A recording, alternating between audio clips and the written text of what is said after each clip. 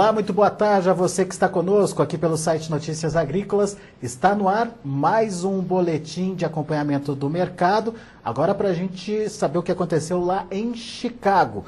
O dia foi de fechamento sem um direcionamento aí. Os primeiros vencimentos, só para você ter uma ideia, encerraram com queda. Pequenas quedas, julho encerrou com 5 pontinhos de queda a 14,65, agosto fechou com 2 pontinhos de queda a 13,99, perdeu aí o patamar dos 14 dólares. Já o setembro ganhou quase nada, 0,25 a 12,74, e o março de 2015 ganhou um pouquinho mais, 3 pontinhos aí a 12 dólares e 31 centos por bushel. Daqui a pouquinho a gente vê mais detalhes dessas cotações. Vamos então perguntar para o Fernando Pimentel, lá da AgroSecurity, o que ele viu nesse mercado e quais são, principalmente, as tendências aí para os preços a partir da semana que vem. Fernando, muito boa tarde, obrigado pela participação conosco aqui no Notícias Agrícolas. Semana encerrando, com que balanço, na sua opinião, Fernando? Boa tarde a todos. Bom, a semana acumula perdas, né? Nós tivemos aí o julho terminando aí com aproximadamente 23 centavos de perda acumulada. Foi uma semana com já um esperado grau de volatilidade. Já estamos entrando no mercado de clima de safra americana. Temos aí em torno de 30% da soja plantada, 70% do milho. Está evoluindo bem. No começo foi um pouco mais complicado por excesso de chuva, agora a coisa desatou. Então, realmente a safra americana já está evoluindo aí. E a leitura é a seguinte, a maioria dos analistas acredita que uma safra normal nos Estados Unidos, atingindo um nível aí de 3.050, 3.040 quilos por hectare, traria os estoques mundiais para casa dos 82 milhões de toneladas. E aí, a leitura que existe no mercado é que se confirma uma safra boa nos Estados Unidos nesses patamares, Chicago chegaria no patamar de 11 dólares por bushel. Ocorre que, volta e meia, esquecem de colocar nessa equação que o clima é o fator que está aí no caminho. O jogo não está jogado, né? Exato. E o que nós temos nesse contexto? Para atingir esse patamar de 3.040, 3.050 quilos, a safra americana teria que estar na casa de 100 milhões de toneladas. Não é fácil, a gente nunca viu isso. Então, eu diria que é uma visão muito otimista em termos de safra, e principalmente olhando as últimas 3 safras americanas para trás.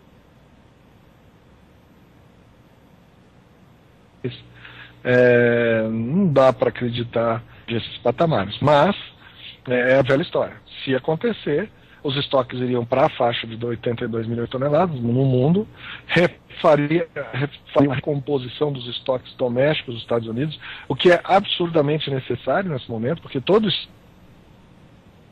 estresse que existe agora está focado nesse estoque que não se recompôs com essas transferências de soja do Brasil para lá. Na verdade,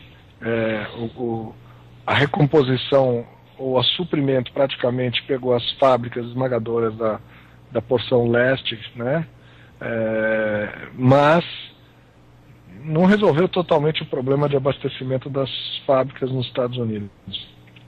Os prêmios ainda seguem bem firmes lá, e a safra velha é o grande problema. Quer dizer, muita demanda no lado chinês ainda, e do lado, né, interno nos Estados Unidos os prêmios bem firmes. A Argentina tem uma produção grande aí, mas na verdade existe toda uma dificuldade de comercialização, escoamento lento em função de problemas internos. Moral da história, temos aí produtor brasileiro também um pouco reticente por causa do câmbio, né? Nós temos aí uma comercialização um pouco complicada, e agora nós devemos ter esse momento de clima nos Estados Unidos, que é um fator interessante de se acompanhar, sem dúvida, né? Temos aí uma volatilidade, a expectativa de volatilidade muito grande até dia 10 de agosto, por aí. Nós vamos viver aí muitas emoções. E eu acho que o produtor ainda tem aí expectativas de venda e condições de vender, oportunidade de vender nesses momentos de pico que nós podemos ter agora para frente. Agora, vamos ter uma volatilidade. Por enquanto ela começou com uma tendência de baixa. Volatilidade, porém, com uma linha direcionada para baixo à medida que a safra americana evolui. O ideal seria que tivéssemos a contrapartida do câmbio.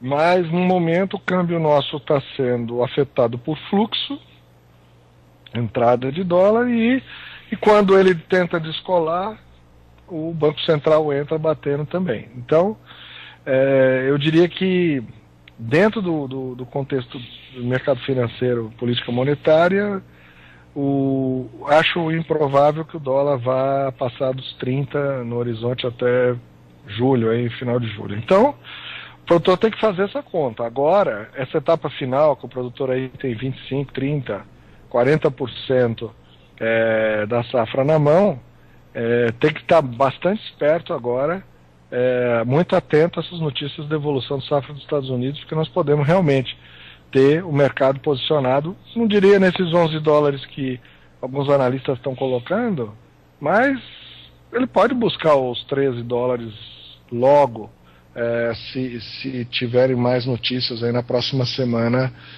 de evolução boa do plantio, sobretudo da soja. Você está me dizendo então que pode haver oportunidades de negócios e o produtor precisa aproveitar essas oportunidades para evitar mais lá para frente ter preços menores, é isso? Esse início de safra americana dentro de uma normalidade já é um prenúncio que já é uma luz amarela. Por quê? Porque ele já está delineando uma curva descendente dos preços. Por quê? Os eventos climáticos até agora são favoráveis.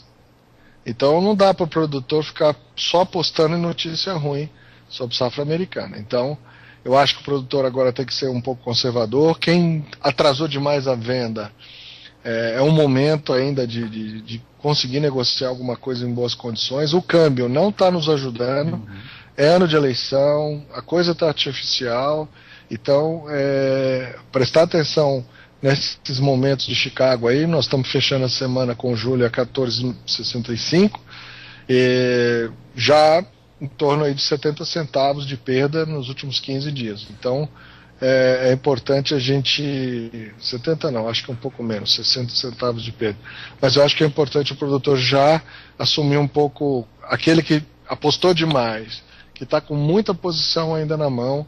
Eu acho que é importante ainda aproveitar esse nível de preço de 14,5 para trabalhar alguma coisa aí. Fernando, a gente então tem uma oferta não confirmada, mas tendendo aí para um volume interessante de recomposição de estoques, enfim, de oferta mais tranquila para o mercado.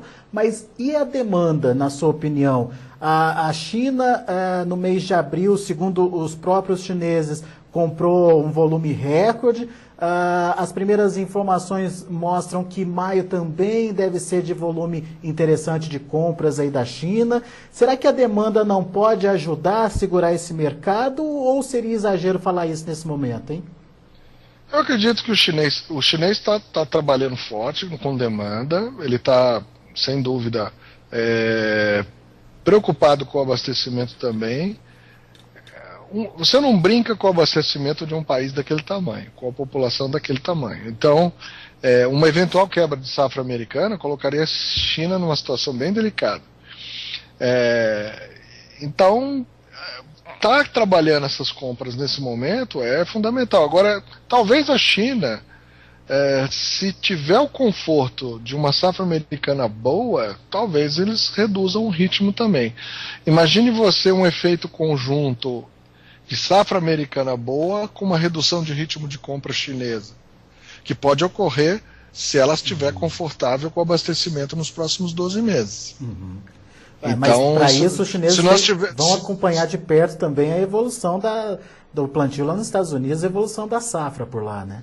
Exatamente, mas no momento que eles também, do mesmo jeito que nós assistimos isso com a visão de que se quebrar ficou bom, eles lá têm a visão de que se colher bem ficou ótimo. E aí, ficando ótimo, eles podem trabalhar o abastecimento com um compasso, um espaçamento talvez um pouco mais tranquilo, talvez não formando tantos estoques. Eu acho que eles estão hoje num viés conservador, eles estão preocupados porque o estoque nos Estados Unidos é baixo. Se der um problema nessa safra, que preço que eles vão pagar essa soja? Então eles talvez estejam antecipando alguma coisa ainda. Mas no momento que tiver uma zona de conforto, pode ser que isso mude. Eu não sei, são suposições. Estamos aqui trabalhando com meras suposições. Esse ano também, a situação de que os chineses cancelariam volumes estrondosos aí de embarques e não foi o que ocorreu. Então, acho que é importante a gente só não ficar muito otimista demais com o preço.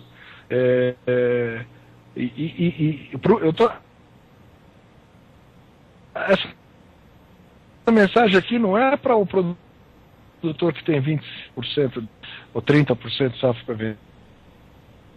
Falando para aquele que loja.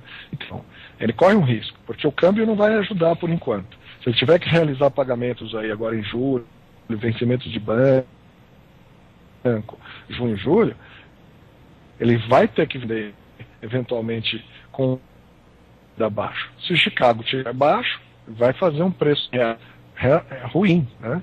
Então é importante estar preocupado um pouco aí, olhando essas telinhas de Chicago. Agora quem tem 30% para vender, né, 25% para vender, eu acho que já construiu uma boa média, e aí eu acho que vale a pena pagar para ver e olhar o que vai acontecer, e também esperar eventualmente que depois da Copa, mais perto da eleição, o governo afrouxe um pouco mais a questão cambial aí, o fluxo também de entrada diminua um pouco, de maneira que esse câmbio volte a um patamar um pouco mais remunerador para o produtor exportador. Talvez não pelo preço em Chicago, mas pela mudança de patamar do próprio câmbio.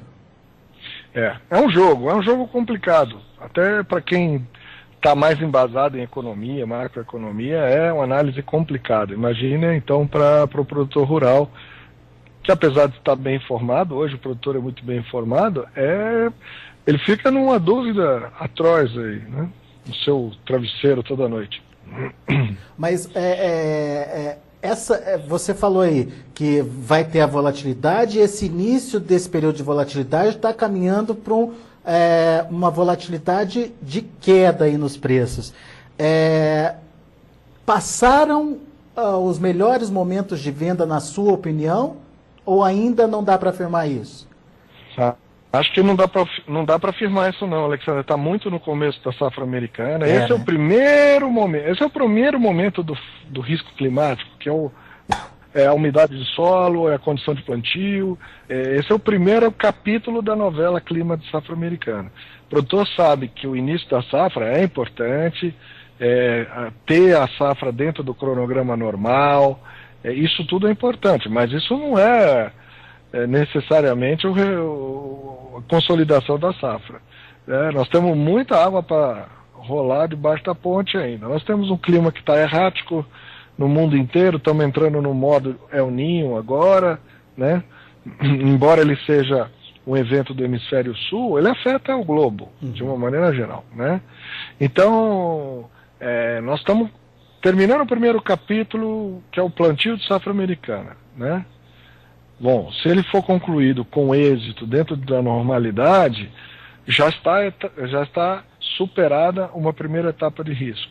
Aí vamos ter as outras. Temos ainda o pod filling, que é o enchimento de grão, tudo isso aí está no caminho, né? Mas agora, o que acontece? O mercado já vai buscar. Passada a primeira etapa sem um sinistro, o mercado deve buscar um patamar um pouquinho abaixo. Talvez aí na faixa entre 13,50 e 14,20, assim que concluir esse plantio em condições normais de clima, eu acho que o mercado busca aí entre 13,50 e 14,20 para o julho. Bom, esses preços, ou esse novo patamar de preço aí, acende uma luz de alerta aí para o produtor que tem um custo de produção maior esse ano, não tem não, Fernando? Tem um aumento aí das sementes, os fertilizantes estão mais ou menos empatados, porque o câmbio está ajudando, né? Em termos em reais, aí nós estamos com fertilizante próximo do valor do ano passado. Semente subiu um pouco, né? É o elemento aí talvez que tenha subido mais.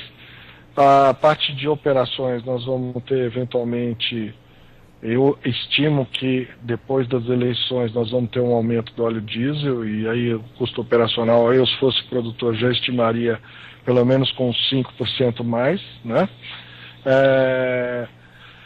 Defensivos está também está mais ou menos dentro do ano passado, não tem, fora o aumento de uso, dosagem aí eventual de inseticidas e enfim. Fungicida também, porque esse ano a ferrugem pegou forte no Mato Grosso aí, de forma meio inesperada, e principalmente quem plantou safrinha de soja aí teve que gastar algum dinheiro com fungicida. Não foi uma boa ideia, mas o produtor tem que experimentar essas questões também, técnicas aí. Agora, eu não acredito que a safra vai ser muito mais cara que a do ano passado, não. Dentro desses patamares aí, sementes que faz uma composição menor do custo, deve ficar na faixa hoje de 6% do custo, 7% do custo total do produtor, aumentou o custo da semente, mas os dois pontos importantes, que são fertilizantes defensivos, ainda está dentro da normalidade. Tá certo. Só para a gente encerrar, só para a gente ter uma ideia, o que vem acontecendo com o milho e o que você está vendo aí nesse mercado? Hoje o mercado praticamente sem alteração, as pequenas altas que ocorreram foram de no máximo meio ponto aí para os vencimentos mais longos. Milho parece que também está sem direção definida, Fernando? Eu acho que o milho cedeu por alguns fatores. O produtor tem que vender alguma coisa para pagar os vencimentos das contas agora. Muitos produtores optaram por vender o milho e segurar a soja, que é normal. O frete ajudou, que o frete deu uma reduzida em torno de 5%, 6% nos últimos dias. Isso ajuda bem a conta do milho, melhora para quem compra e também para quem vende, quer dizer, isso tem um efeito aí para dar mais fluidez no mercado, né? O preço do milho para exportação não está bom, e isso daí também, de certa forma, ajuda a deprimir o preço no mercado interno, não tem a competição da exportação, né? E, enfim, o milho caiu aí em torno de R$2 aí nos últimos dias em relação a Campinas, e é a moeda que o produtor está usando agora para gerar caixa, eventualmente. É uma pressão que continua, deve continuar aí? Além do que a safrinha está indo muito bem, né? Então, isso tudo já meio que assinala para quem tem milho hoje fisicamente na mão que é hora de sair fora da posição, né? Tá certo. Vamos acompanhar o mercado então, Fernando. Muito obrigado pela sua participação. Fernando Pimentel, trazendo as informações do mercado de grãos aqui pra gente. Volte sempre, Fernando. Obrigado, bom fim de semana. Um abraço. Abraço para você.